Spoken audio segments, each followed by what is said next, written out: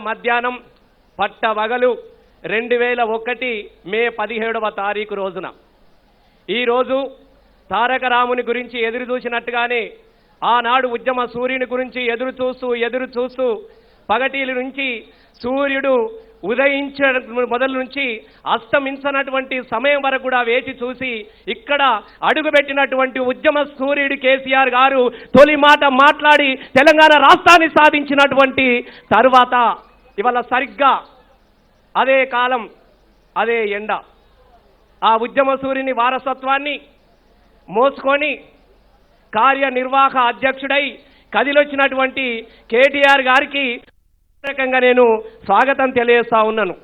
ఎందుకనంటే ఇవాళ మనం అందరము గుర్తుపెట్టుకోవాల్సినటువంటి అంశం ఒకటి ఉన్నది.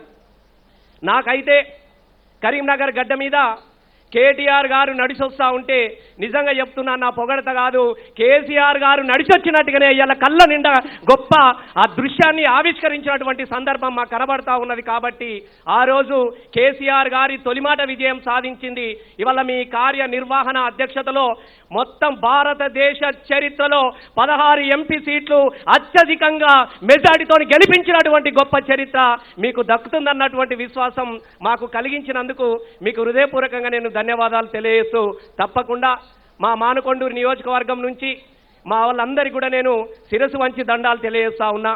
ఎందుకనంటే ఒక గోషి పెట్టుకొని గొంగడి పెట్టుకొని పాట పాడినటువంటి ఒక కళాకారునికి ఇవాళ అసెంబ్లీలో మాట్లాడే గొప్ప అదృష్టాన్ని ఇచ్చినటువంటి మా మానకొండూరు నియోజకవర్గ ప్రజల తరపున అందరి తరపున కూడా మొన్న మీ అందరి కూడా మా తరపున 1,00,000 ఓట్ల మెజార్టీని కానుకగా అందించి మీ రుణం తీర్చుకుంటామని తెలియజేస్తూ నాకు ఈ అవకాశం ఇచ్చినందుకు మీ అందరికీ ధన్యవాదాలు తెలియజేస్తూ జై తెలంగాణ.